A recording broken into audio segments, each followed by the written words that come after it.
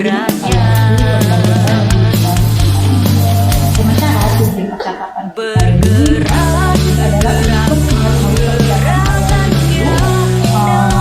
dalam mempersiapkan pembelajaran nanti, kemudian juga siap dalam memberikan pembelajaran untuk membuat media promosi terkait produksi massal yang mereka buat. Jadi ibu akan meminta anak akan menghasilkan media promosi dari produk yang akan digunakan. Kira-kira area pengembangan yang akan ibu sasarkan tepatnya itu yang akan ibu capai itu tepatnya di kemampuan anak yang baik. Di perangkulan ya, sebenarnya dia juga praktek langsung membuat jadi nanti itu dalam praktek kemampuan mereka mereka ya.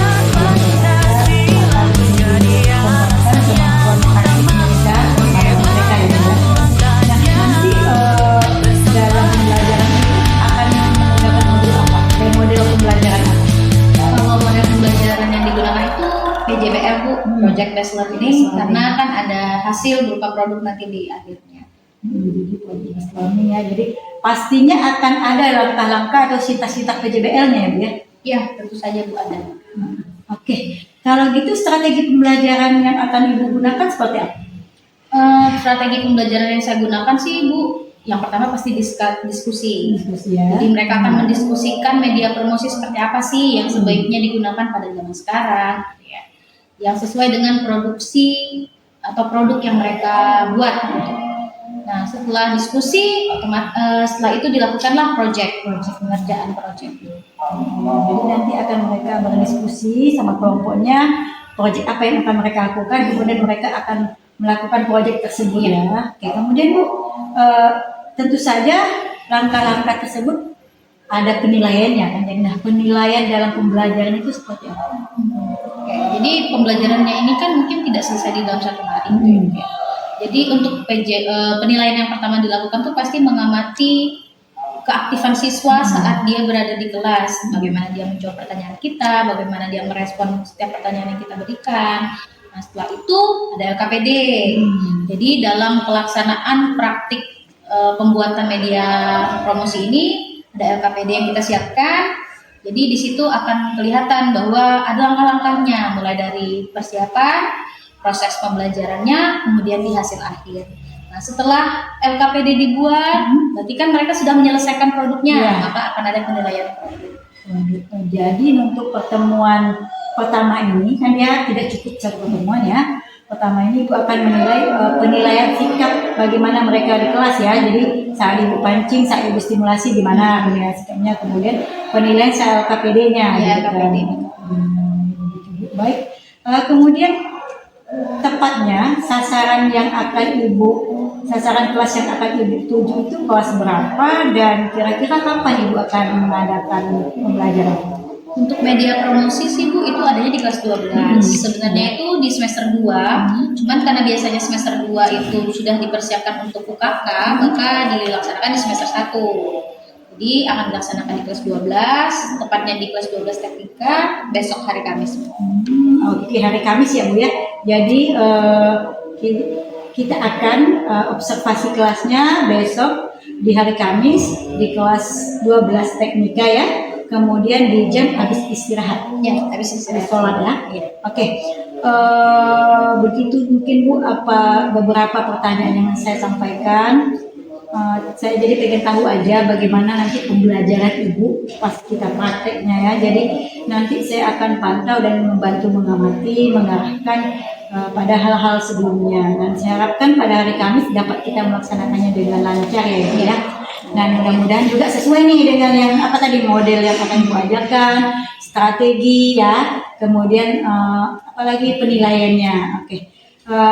Semoga bisa dapat kita cermati sama-sama, bisa kita amati.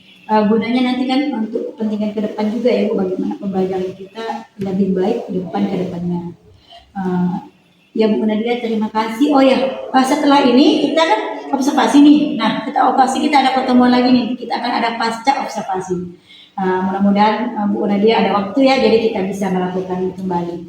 Ya Bu Nadia, bersedia ya Bu ya? Iya, bersedia Bu. Ngomong-ngomong, terima kasih loh Ibu sudah mau Ya, membantu sama-sama, saya Bu. menjadi sumber informasi saya.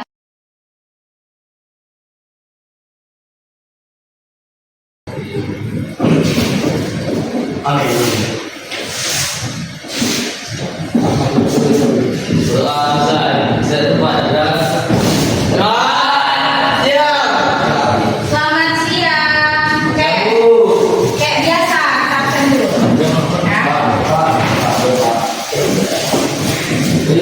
Adam. Ada. Senyum dulu dah, hari ini dah. Senyum. Senyum.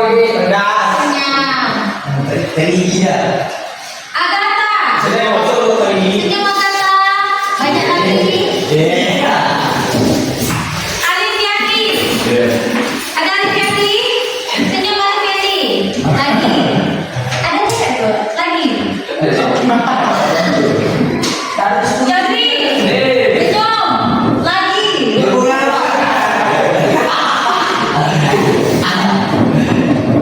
Yari. Senyum Yari. Oh, ada yang belum. Apa yang belum? Apa yang belum? Apa? Apa? Ada.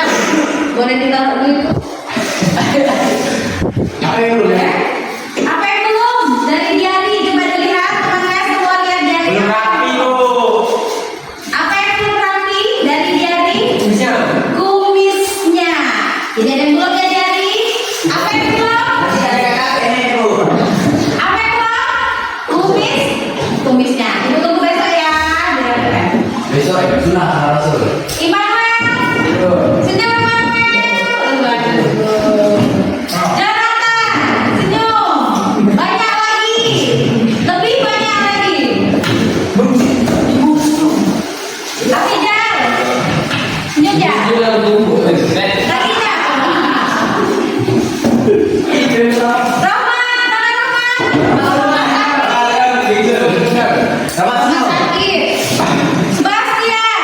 Senyum. Kenapa Yohanes?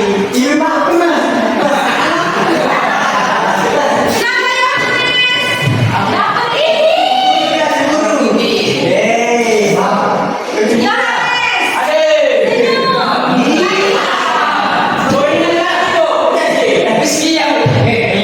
Ayo mau Rizky Muhammad Rizky Riksan. Senyum.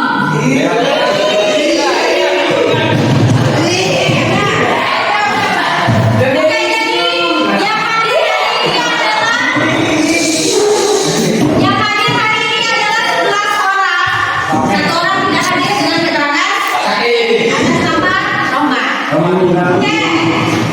Seperti yang kita pelajari sebelumnya, ada yang ingat materi kita sebelumnya apa? Usaha. Susu saya. Promosi. Masih ada yang ingat promosi itu tujuannya apa? Menarik pelanggan. Terus menjual barang. Apa lagi? Biar orang tertarik. Apa lagi? Apa? Meningkatkan nilai pasar. Terus apa lagi dia dibaliknya? Yang masih ada belumnya? Apa? Apa ya? Ini teh gudang.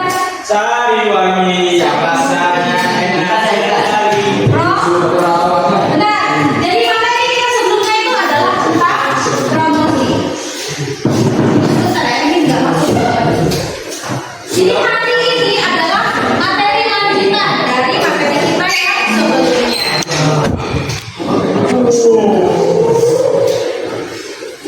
Hal ini tadi bisa dipakai? Bisa. Bentar ya. Boleh diasap dulu. Ya udah. Mak, terang ya. Mak ini lah yang lagi yang bagus nih. Silau lu. Dari sini kalau bisa segini bisa enggak? Atau yang besar kan? Sana lagi. Pelan-pelan Coki. Pelan-pelan Coki, nggak usah marah-marah Coki. Silakan lu. Terlepas ya Israel ya. Nggak sepenuhnya itu nol gula. Tapi karena iklannya itu nol gula, nol gula, nol gula. Padahal ada gula di dalamnya. Cuma namanya itu bukan lagi glukosa, tapi gula yang lain yang dimasukkan ya. Makanya dia bilang nol gula. Jadi orang-orang yang diet itu pada beli. Padahal kenyataannya di dalam minuman Coca-Cola yang nol gula itu juga ada. Gula. Itu fungsi dari promosi itu adalah untuk mendampingi suatu produk. Yang sebenarnya itu nggak seperti itu, tapi karena promosinya seperti itu, orang beranggapan bahwa produk itu sesuai dengan promosinya. Nah hari ini kalian untuk membantu siapa? Membantu Pak Joko. Membantu siapa? Oh. Membantu Pak Joko. Itu membantu Pak Joko. Hai, pasti. Tolong dilihat Pak Jokonya. Ayo, kota. Ada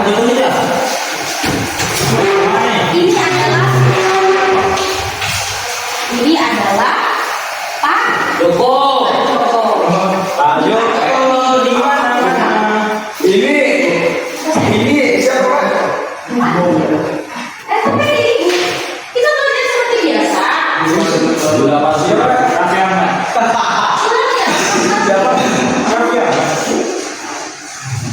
Putri berdua sama yang lain boleh? Boleh. Boleh. Ini Pak, ini Bu. Ini ya, saya berdua lagi. Enggak. Oke. Jadi boleh tolong dilihat dulu yang ibu kasih ke kalian.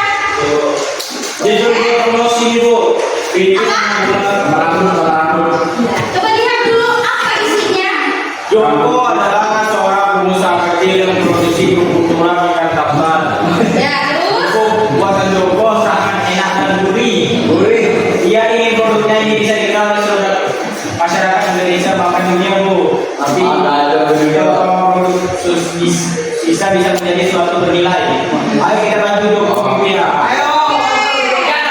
Jadi, tunggu sebentar. Joko, yang mana Pak Joko? Yang ini. Kenapa kata rambutnya capek memikirkan usahanya? Jadi ini adalah Pak Joko. Kasihan. Siapa ini kasihan? Pak Joko. Jadi Pak Joko ini kehabisan rambut karena memikirkan bagaimana usahanya itu bisa maju. Jadi dia itu memikirkan bagaimana kenapa Alif yang di Berarti kalau nak usaha besar, jadi kita bawa izin dulu. Kerjaan kita. enggak, itu kan perumpamaan. Saking pusingnya dia memikirkan bisnisnya, kenapa?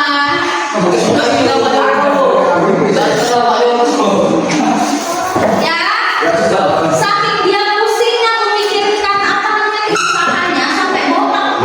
Ya. Jadi Pak Joko adalah seorang pengusaha kecil yang memproduksi kerupuk tulang ikan. Jadi kerupuknya itu bukan berasal dari ikan, tapi dari tulang ikan, limbah ikan. Kalau tulang itu bisa dikatakan sebagai limbah ya, karena kebanyakan orang itu tidak makan tulang ikan.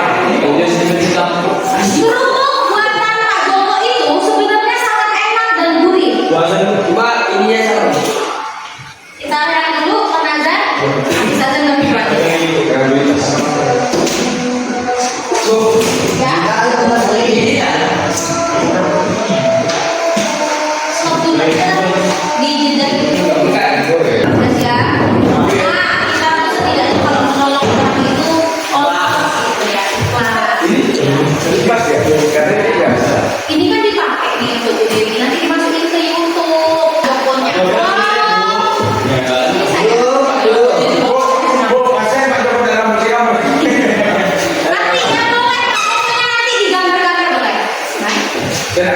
Oke, jadi di sini sudah pegang ini semua. Angkat ke atas kertasnya. Boleh diangkat ke atas. Oke.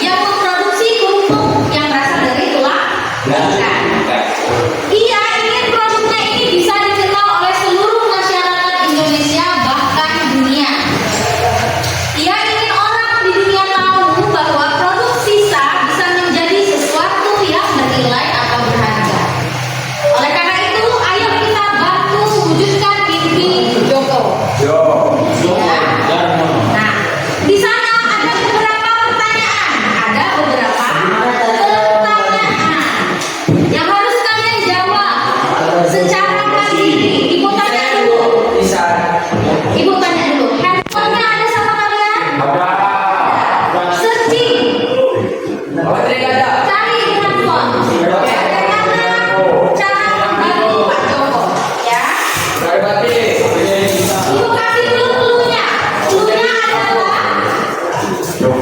Cluenya adalah bagaimana cara orang mengetahui tentang produk kita. Bagaimana cara orang bisa mengetahui produk kita. Siapa ini? Jawab. Kalau sekiranya Anda tahu, dijawab. Dijawab.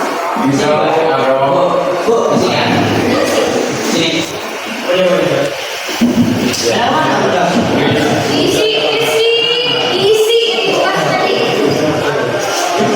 Lagi cari.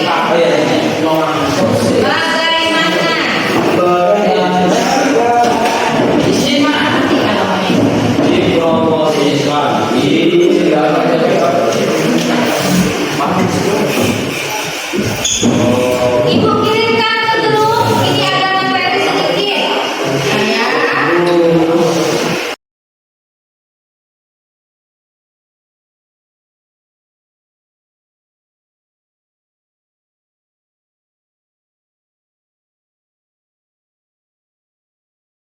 Assalamualaikum warahmatullahi wabarakatuh.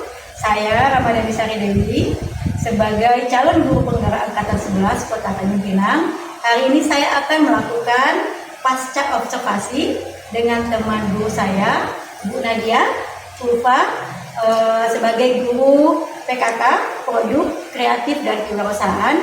Dan saya juga didampingi oleh pendamping saya, Ibu Laili Hidayati. Hari ini kami akan melakukan pasca observasi. Silakan menyaksikan. Assalamualaikum. Assalamualaikum Bu Nadia. Waalaikumsalam Bu Del. Bagaimana kabarnya hari ini Bu? Alhamdulillah sehat Bu. Ibu gimana kabarnya? Alhamdulillah baik. Terima kasih Bu.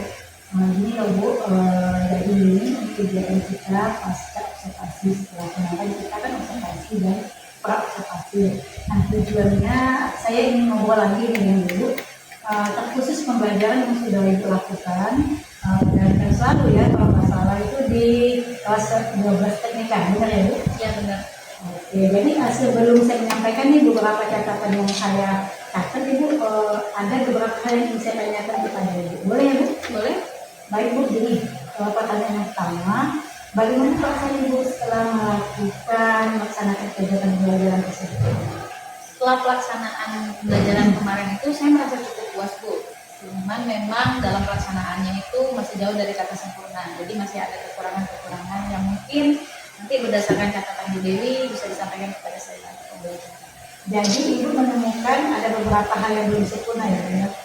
Memang di catatan saya ada beberapa hal yang kita lakukan. Nah kemudian bagaimana nih perasaan Ibu saat saya melaksanakan kegiatan melihat Ibu melaksanakan kegiatan pembelajaran dengan supervisor di kelas gitu? Kalau saat awal ya Bu memulai pembelajaran itu saya memang merasa sedikit tegang, jadi bawaannya tuh agak ribet gitu. Cuman setelah sepanjang proses makin lama makin enak, makin bisa untuk melakukan pembelajaran meskipun ada observer di dalam. Jadi di awal aja ya? Ya, di awalnya memang merasa tegang.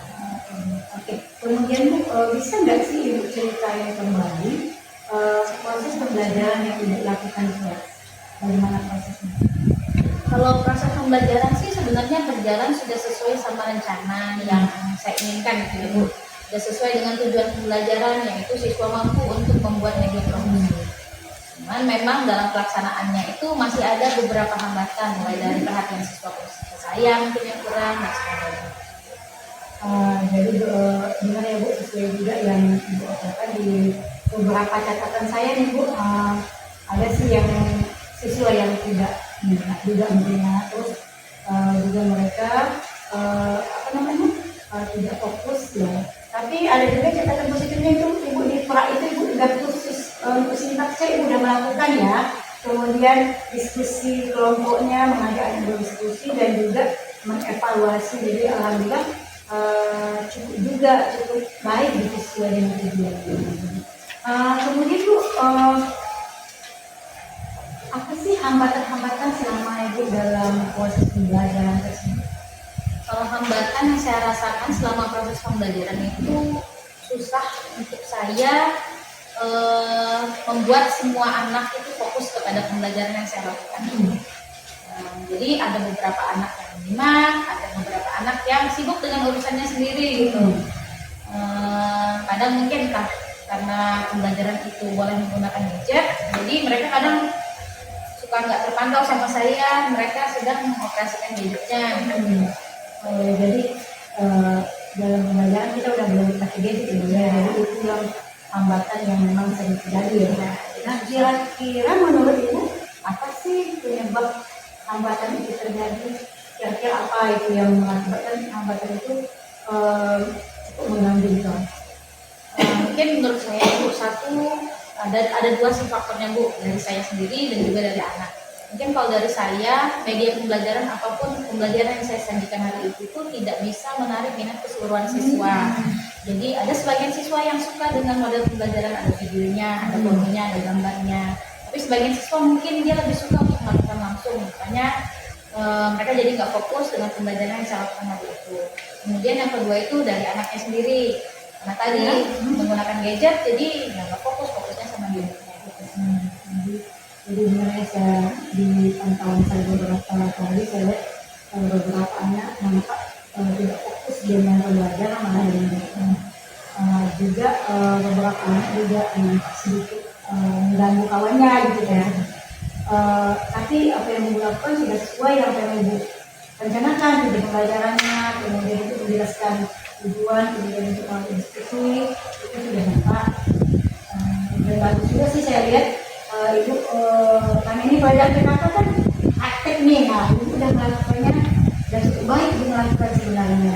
Jadi hambatan-hambatan tersebut yang Ibu hadapi, kira-kira Ibu bisa nggak menemukan solusinya? Apa sih yang ke depannya gitu?